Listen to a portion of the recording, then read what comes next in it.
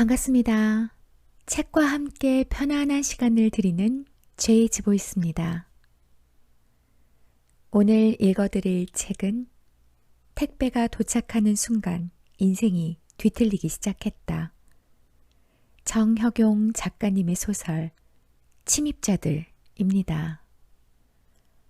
그는 대한민국의 평범한 택배기사이다. 하지만 그가 얼마나 평범한지 아는 사람은 없다. 누구도 그의 정체를 모르기 때문이다. 그가 원하는 것은 오직 한 줌의 위로. 그는 오랜 시간 먼 길을 돌아 여기까지 왔다. 그러나 인생은 언제나 부딪히기 마련이고 사람들은 도저히 그를 가만 놔두지 않는다. 택배기사를 죽이고 싶은 우울증 환자, 보디가드를 달고 다니는 동네 바보, 갑자기 경제학 강의를 늘어놓는 노망난 교수와 미모를 자랑하는 손녀, 그를 유혹하는 게이바 직원들과 지옥에 빠진 가난한 인생들. 조용히 살아가기를 바라는 택배기사는 이들 사이에서 과연 한 줌의 위로를 얻을 수 있을까? 과거를 덮으려는 자, 잃어버린 자, 잊으려는 자, 의문의 남자를 둘러싸고 버리는 숨막히는 이야기, 침입자들. 지금 시작합니다. 처음부터 그 여자가 눈에 띈 건 아니었다. 평범한 차림이기도 했지만 설령 눈에 띄는 외모를 가졌다 하더라도 마찬가지였을 거다. 택배는 주위 사람들에게 신경 쓸 시간이 없다. 다른 기사들은 어떤지 모르겠지만 적어도 나는 그렇다. 탑차에서 물건을 꺼내고 빌라 계단을 올라가고 받을 사람에게 전화하고 물건을 놓고 다시 운전해서 다음 지점으로 가는 것을 반복하는 것만으로도 버겁다. 터미널에서 물건을 받아 오전 11시 조금 지나 배송을 시작하는데 평일 평균 150개 정도다. 시간당 20개로 보면 7시간에서 8시간 정도 걸린다. 3분의 1개꼴로 배송을 해야 한다는 얘기다. 헤비 스모커를 넘어 체인 스모커인 나였지만 담배를 피우고 말고 할 시간도 없다. 점심은 물론이고 잠시 쉬는 것조차 두려워서 못한다. 그랬다가는 마치는 시간이 자정을 넘기는 경우도 생기기 때문이다. 심지어는 당일에 끝내지 못하는 경우도 있다. 당연히 잡생각이나 시선을 돌리는 일 따위는 하지 않는다. 조그만 잡생각이라도 했다가는 배송해야 할 곳을 지나쳐버리기 때문이다. 그러면 다시 돌아가야 하고 배송 시간은 그만큼 늘어난다. 한마디로 택배를 하는 동안은 택배 이외의 생각은 해서도 안 되고 할 수도 없다. 그러니 그 여자가 매일 같은 자리에 같은 모습으로 앉아 있다고 해도 그 사실을 알아차리는 것은 무척이나 힘든 일이다. 베테랑이라면 가능하겠지만 난 베테랑이 아니었고 설령 베테랑이었다 하더라도 알아채지 못했을 거다. 주위 풍경이나 사람에 관심이 없는 인간이니까. 물론 택배가 바쁜 일이긴 하지만 아예 쉬지 않고 일을 할 수는 없다. 보통 한 블록을 기준으로 배송이 끝나면 차를 세워두고 다음 구역짐을 정리한 후 담배를 한 대 피우며 짧게 쉬는데 구역을 반복해서 배송하다 보면 쉬는 지점도 일정해지기 마련이다. 여자는 행운동 1688번지대의 작은 벤치에 앉아 있었다. 대로변에서 보면 산 쪽으로 꼭대기 지점에 가까운 곳이었는데 대로에서 배송을 시작해 치고 올라가면 이 번지대 배송이 끝나는 지점이었다. 보통 1시에서 2시 사이에 해당 블록의 배송이 끝났는데 그럴 때면 길가에 차를 세워두고 담배를 한 대 문 후 숨을 돌리는 곳이기도 했다. 처음에는 여자가 벤치에 앉아 있다는 것도 자주 온다는 것도 몰랐다. 시작하고 한 주는 구역에 익숙해지는 것만으로도 힘들었으니까. 어느 정도 구역에 익숙해지자 쉴 때만큼은 잡생각도 하게 되고 주위 풍경도 눈에 들어오게 되는데 항상 같은 시간에 같은 벤치에 여자가 앉아 있으니 아무리 나라고 해도 모를 수가 없었다. 물론 여자는 벤치에 앉아 있을 뿐이고 나는 차에서 담배를 피울 뿐이니 그 여자하고 나고 서로에게는 풍경의 일부, 그 이상은 아니었다. 남의 일에 호기심을 가지는 사람도 아니니 무엇 때문에 매일 같은 시간에 벤치에 앉아 있는지, 왜 총살당하기 전 피우는 마지막 한계피처럼 담배를 피우는지 궁금하지도 알고 싶지도 않았다. 타인에 관한 관심도 자신의 인생에 여유가 있어야 생기는 법이다. 성격 자체가 그런 사람을 제외하고는. 여자는 30 중반으로 보였다. 165 정도의 키에 청바지, 흰티, 뉴욕 양키스 마크가 그려진 야구 모자를 쓰고 있었다. 서구적인 이목구비로 개성 있는 얼굴이었는데 보는 이에 따라서는 미인으로도 혹은 아닌 쪽으로 볼 수도 있는 얼굴이었다. 모자를 벗어 다시 쓸 때 보니 곱슬머리에 삭발에 가까운 스포츠머리였다. 모자를 쓴 시네이드 오커너 같은 느낌이었다. 항상 같은 차림이었고 같은 시간에 벤치에 앉아 담배를 피웠다. 주차선에 주차하면 바로 맞은편에 벤치가 있었는데 주택 사이에 편도 도로라 우리 사이의 거리는 4, 5미터 남짓이었다. 하지만 아는 눈빛 한 번 나눈 적도 없었다. 그래서 여자가 나의 차로 와서 먼저 말을 걸었을 때 조금 놀라기는 했다.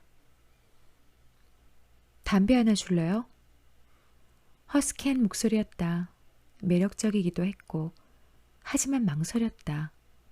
담배갑에는 한 개피밖에 남아있지 않았다. 갑작스러운 상황에 당황하기도 했고. 하나밖에 없는데요? 담배값을 보여주며 내가 말했다. 그러자 여자는 담배값 쪽으로 손을 뻗더니 요령 좋게 마지막 담배를 빼가며 말했다. 한 갑이 채워주면 말해요. 여자는 잔챙이처럼 굴지 말라는 듯이 말하고는 다시 벤치로 돌아가 아무 일도 없다는 듯이 담배를 피웠다. 나는 잠깐 그 모습을 보고 있다가 뭐 세상에는 별의별 사람이 다 있으니까 라는 생각을 하며 시동을 걸었다. 다음 배송이 시작되기 전에 담배부터 사야겠다고 생각하면서. 초반에는 가끔이라고 불러도 좋을 횟수더니 어느 순간 매일이 됐다. 여자는 거리낌 없이 담배 있냐고 물었고 나는 의뢰 그래야 하는 것처럼 담배값을 내밀었다. 언제나 한 갭이었고 그 이상은 가져가는 법이 없었다. 오늘로써 한 값입니다만. 어느 날 내가 말했다. 여자는 그 말에 나의 얼굴을 물끄러미 쳐다보며 표정 없이 말했다. 두 값제가 되면 말해요. 여자는 그렇게 말하고는 다시 벤치로 돌아가 담배를 피웠다. 한 값이 다 되면 말하라는 게 담배값을 주겠다는 뜻인 줄 알았는데 내가 뭔가 단단히 착각한 모양이었다. 자신이 피운 양을 알고 싶었을 뿐인가 보다. 그러려니 했다. 하루에 담배 한 개비를 누군가에게 적선한다고 해서 뭐가 달라질까 보냐 싶었다. 한 값을 넘고서는 여자는 몇 마디씩 묻고는 했다. 별 얘기는 아니었다. 독백 같은 대화였고 하나마나한 얘기들이었다. 오늘 날씨가 나쁘지 않네요. 비 오는 오후였다. 여름치고 많이 덥지는 않네요. 여자는 나무 그늘 아래 벤치에 앉아 바람을 쐬고 있었다. 무슨 일이에요? 택배라고 차 옆면에 쓰여 있는데도. 일은 할만해요. 대신해 줄 생각은 없어 보였다. 담배 하나 줘봐요. 당연히 줘야 한다는 듯한 태도였다. 같은 말들, 딱히 대답할 필요도 없는 말들이라 알아들었다는 듯 동의한다는 듯 고개를 한번 끄덕였을 뿐이다. 싱거운 여자였고 그 장단을 맞추기에는 택배가 무슨 산타클로스의 선물이라도 되는 양 목을 빼고 기다리는 인간들이 너무 많았다. 한가하게 놀고 있을 시간이 없었다. 그녀에게 줄 수 있는 시간은 담배 한 개비를 피울 정도가 적당했다. 어쩌면 그 시간도 아깝다고 생각했을지 모르고 자취를 감춰가는 여름의 남은 열기마저 밀어내듯 선선한 가을바람이 불기 시작하는 9월 말이 되자 여자가 내게 담배 한 보루를 건넸다. 당신에게 빚졌던 거. 주차하고 사이드를 올리자 여자가 조수석에 열린 창문 너머로 팔을 들이밀며 말했다. 2갑 정도면 될 겁니다. 계산을 해보니 그 정도일 것 같았다. 받아둬요. 앞으로도 당신에게서 얻어 피울 거니까. 그럴 거면 본인이 가지고 다니면 되지 않습니까? 의아한 얼굴로 내가 물었다. 당신이 가지고 있는 게 나아요. 아주 중대한 결정이라도 되는 양 여자가 말했다. 무슨 말인지 모르겠군요. 제가 왜 당신이 피울 담배를 들고 미처 말을 마치기도 전에 여자가 내 말을 자르며 말했다. 우울증이에요. 카푸치노 한 잔이요 하고 커피를 주문할 때 쓰는 말투였다. 여자는 나를 빤히 바라보고 있었다. 표정은 없었다. 여자의 갑작스러운 말에 어떻게 대답해야 할지 감도 잡히지 않았다. 우울증에 대해 아는 거 있어요? 알 리가 없겠지만 하는 표정으로 여자가 물었다. 아는 건 없지만 당신이 가르쳐 줄 것 같긴 하군요. 아는 게 없으니 이렇게 대답할 수밖에. 말해줘도 당신은 모를 거예요. 말해주려 해도 말로 간단히 설명할 수 있는 병도 아니고. 여자가 담배 연기를 내뱉으며 말했다. 선문답이 취미인 여자 같았다. 개에게는 불성이 있죠. 나의 말에 여자가 무슨 뜻인지 모르겠다는 얼굴로 나를 보았다. 무슨 뜻이죠? 말해줘도 당신은 모를 거예요. 말해주려 해도 말로 간단히 설명될 수 있는 것도 아니고. 유치한 행동이었고 실제로 유치한 짓이었지만 나이를 먹었다고 해서 다 어른이 되는 건 아니다. 특히 나란 인간은. 여자는 나의 얼굴을 한동안 빤히 바라보기만 했다. 남자의 자존심이라 이건가요?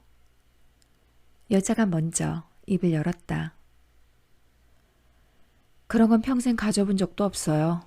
하지만 상대가 부탁을 하면 부탁을 들어주죠. 명령을 하면 반항을 하고. 나의 말에 여자의 입가에 살짝 미소가 일어났다. 나의 말 어디에 미소질 부분이 있는지 전혀 이해되지 않았지만 남자의 심리도 잘 모르는 내가 여자의 심리를 알 리가 없다. 그냥 이상한 여자인가 보다 했다. 당신이 가지고 있어주면 좋겠어요. 부탁이에요. 거절할 수 없는 미소였다. 나는 고개를 끄덕였다. 잠시 얘기 나눌 시간 있어요? 여자가 물었다. 없었다. 차 안에는 아직 돌려야 할 택배가 돌린 양보다 훨씬 더 많이 남아있었다. 소심한 성격이라 할 일이 남아있으면 끝내기 전까지는 스트레스를 받는다. 나는 고개를 저었다. 잠깐이면 돼요. 여자는 마치 당신이 아니면 안 된다는 눈빛으로 나를 보며 말했다. 2번이나 거절하기 뭐해서 차에서 내렸다. 우리는 벤치에 나란히 앉아 담배를 물었다. 한개비로 연기가 사라질 때쯤 여자가 입을 열었다. 딱 1시간이에요. 더도 덜도 아니고. 뭐가 말입니까? 벤치에 앉아있는 시간. 매일 오후 1시에서 2시까지. 좋은 회사를 다니시나 보군요. 점심시간이 꽤 긴 걸 보니. 회사 같은 건 다니지 않아요. 그럼 가사에서 해방되는 시간인가요? 가사 같은 건 하지 않아요. 아무튼 1시에서 2시까지는 한가한 시간이라는 거군요. 아니요. 가장 힘든 시간이에요. 여자는 담담한 표정으로 말했다. 벤치에 앉아 바람이나 쐬고 있는 게 힘들다면 도대체 세상에 힘들지 않은 일이 뭐가 있을까 싶었다. 당신 같은 사람들은 이해가 되지 않을 거예요. 나의 생각을 알기라도 하는 듯 여자가 말했다. 우울증이란 그런 거예요. 절대 세상의 상식으로는 이해할 수가 없죠. 겪어보지 않는 이상. 말은 어딘가 심각하게 들렸는데 여자의 표정은 변화가 없었다. 저는 우울증에 대해서는 모릅니다만 혹시 병증 중에 낯선 남자에게 말을 거는 게 있나요? 나의 말에 여자가 풋 하고 웃었다. 말을 해놓고 보니 기분이 나쁠 수도 있겠다 싶었는데 의외의 반응에 오히려 내가 놀랐다. 사람 보는 눈은 있어요. 그냥 나이를 먹은 건 아니니까. 상대의 눈을 보면 대개는 판단할 수 있죠. 대화를 나눠도 좋을지 아닐지. 그 말 녹음이라도 해두고 싶군요. 아마 나의 전 애인들이 들으면 배를 잡고 웃을 겁니다. 사람 말을 꼬아서 듣는 버릇이 있는가 봐요. 남의 칭찬은 어색해요. 비아냥거리게 되더라고요. 부끄러움을 잘 타서 그런 거예요. 나쁜 사람들은 절대 부끄러움을 타지 않죠. 안 그런 사람을 172명 정도 알고 있지만 그렇다니 그런가 보다 했다. 바람 따라 얼마쯤의 시간이 흘렀다. 만약 당신이 접시물에 코를 박고 있다면 어떻게 하겠어요? 여자가 침묵을 깨며 물었다. 당연히 머리를 들겠죠? 보통 사람이라면 그렇겠죠. 하지만 우울증에 걸리면 그게 안 돼요. 왜죠? 왜라는 질문 자체가 없어요.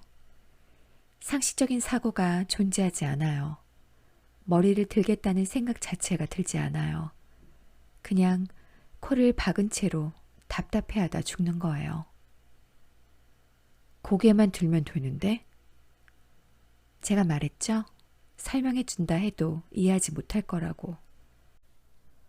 여자는 이해 못하는 게 당연하다는 얼굴로 말했다. 그럼 우울증에 걸리면 다 접시에 코가 빠져 죽나요? 비유가 그렇다는 거죠. 정도에 따라 다르겠지만 일상적인 생활이 거의 불가능해요. 그것뿐이라면 괜찮죠. 정말 위험한 건 일상생활 자체가 위험투성이라는 거예요. 목숨을 잃을 정도로.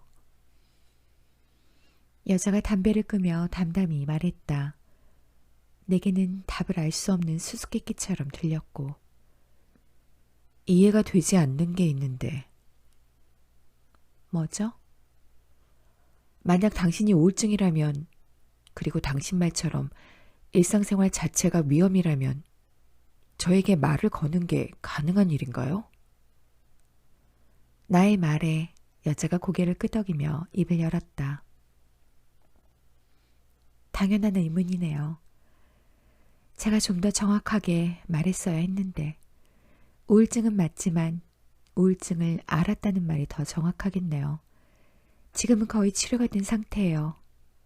물론 우울증의 완치는 없지만 지금은 거의 정상에 가까워요. 약이 필요할 때도 있지만 아주 가끔요. 전문가가 아니면 알아채기 힘들 정도까지는 나았어요. 산책은 그래서 하는 겁니까?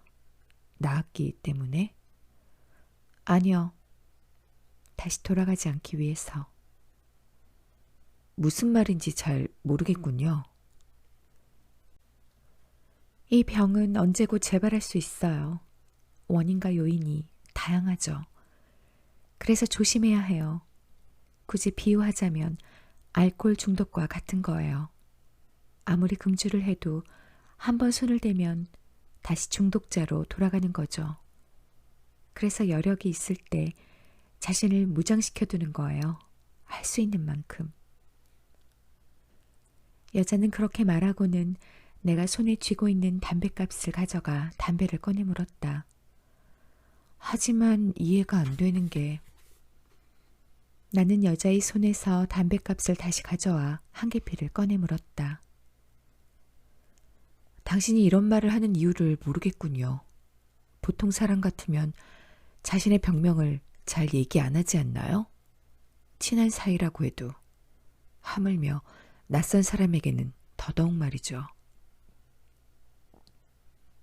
그녀는 얼굴을 빤히 보며 물었다. 여자는 내 눈길을 피하지 않은 채 내 얼굴을 보며 말했다. 오늘은 여기까지만 하죠. 오늘만 날은 아니니까. 당신은 내일도 모레도 계속 여기를 지나다닐 테고. 그녀는 벤치에서 일어나 쓴웃음을 지었다. 말하지 않겠다는 여자의 입을 열게 할 방법을 나는 모른다. 나 역시 따라 일어나 차로 향했다. 기어를 넣고 출발하려는데 여자가 조수석 창문으로 다가와 말을 걸었다. 하지만 이 말은 해두는 게 좋겠군요.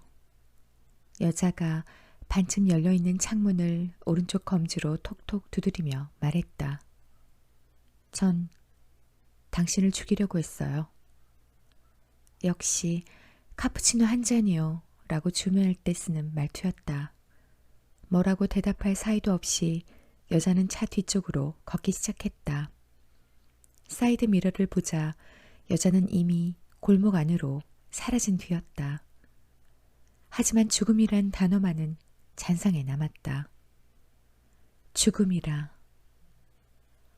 마틴 크루즈 스미스는 레드 스퀘어에서 가장 비참한 죽음에 대해 이렇게 썼다. 아무도 내가 죽어간다는 사실에 관심이 없다는 것을 아는 채로 죽어가는 것이라고. 비참한지는 모르겠지만 내가 그런 죽음을 맞을 것 같긴 했다. 언제일지는 몰라도 말이다. 오늘은 여기까지입니다. 오늘도 끝까지 함께 해주셔서 감사합니다.